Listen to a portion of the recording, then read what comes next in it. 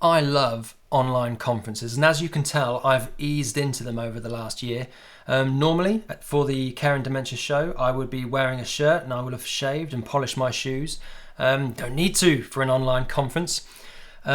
Except my wife just reminded me to make that video for the Care and Dementia show, which starts tomorrow. So you'll have to take me as I am, I'm afraid. And without a professional sheen to this video, I'm going to have to put in some passion because Alpaca is our product. We are a small business of developers and support staff. And last time we were at the Care and Dementia show, we found the perfect client, and they won't mind me saying so. We had some work to do to fit the care industry. Our product was built around large workforces and making sure everybody knew what they were doing, and we found a care client 2 years ago now. We've spent lockdown and the time before learning exactly what it takes to run a large care business. They've got 250 members of staff, 9 different units in different locations with different skill sets, different management areas and things like that.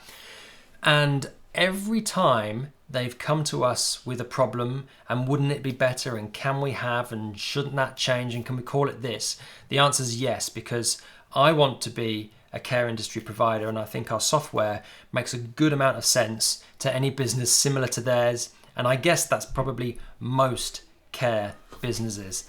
So hopefully there's some out there this time, and if you want to find out more about us, certainly get in touch.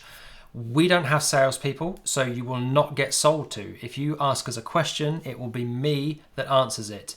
And I'm happy to discuss any questions or ideas you might have for how you like to run your business and what Alpaca could do for you. So there isn't time in this video, and I won't have all of your attention long enough to show you everything that Alpaca does, but I can do some quick highlights if you'll hang on another couple of minutes. So all of this is anonymized data, so there's no privacy issues with me showing you. This is a genuine rotor from a genuine Alpaca user. The names are fake, but the data is real. So Addison Burns is on some early late shifts late in January, and as you can see they're then on annual leave for 3 days there, so unavailable for me to select them in a rota. And if I wanted to place people into this rota, I just click in here and I can rotate around the different kinds of shift, and as you can see it tallies those shifts down the bottom.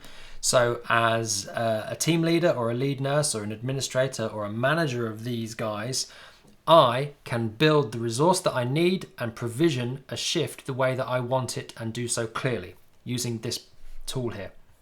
Now, each time I dish out shifts or choose people for my rota, essentially I'm creating an individual calendar for them, and it notifies them of their responsibilities to come. So their shifts, what their work week looks like, any other commitments in their calendar, that workplace in there. People know what they're supposed to do beforehand now, and it's reduced confusion and it's reduced the queries of when I can work and when should I be working. Now all of this plays nicely into Alpaca Presence, which is a smartphone app. It looks like a keypad. These guys, when they arrive at work, they wave a QR code in front of the device, or they use a PIN if they're allowed to touch the device. And that records them either entering or exiting work. And as you can see here, we've got some fake people. Santiago arrived at site C at just before 10 o'clock, nearly quarter to 10 on Friday the 5th of March. We've got no evidence of them leaving yet, so they're still at work. This is old fake data, by the way. It's taken on that day between Santiago arriving and leaving. But Nelson here, you can see Nelson arrived just before 9 and left just after 1.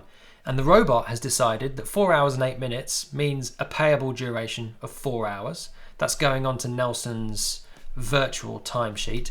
But it's decided there's an issue and we need to address it and take a look.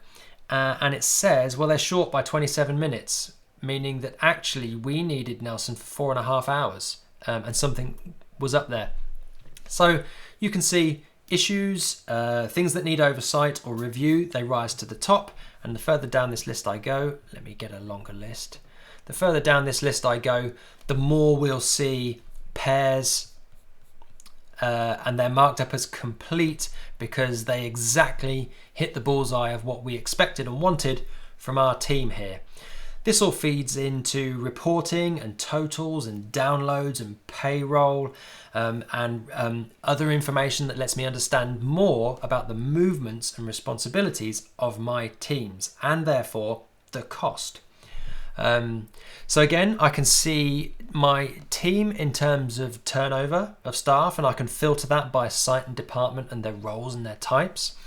I could take a look at how holiday is consumed by the organisation. In total, 145,000 hours were granted to my team in April. And all things being equal, it should decline along a straight line and be gone by next April. But as we can see, the look ahead is telling me that my workforce is not planning their holiday in a way that reduces to match an even distribution of holiday consumption. So I can have those I can put out that message, I can have those meetings and start to drive people to book further in advance and therefore improve work-life balance, stress, reductions in concurrent holidays from skills and things like that. All of those things that just happen naturally when you make good recording and good data like this. So I think the last most important thing that we have in terms of care functionality is that we keep a record of skills here. We can see who has those skills presently. We can remind them of expiry and when they're due to become invalid.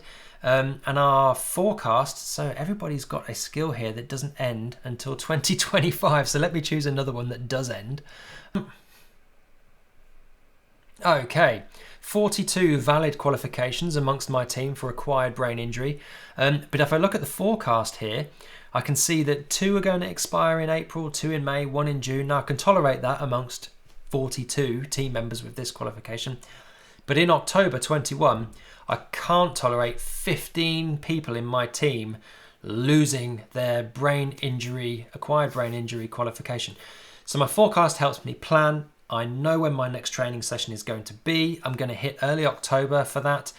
Put it in the schedule now and invite those people to already put themselves into our plan so I can see that's going to happen, even as far away as October.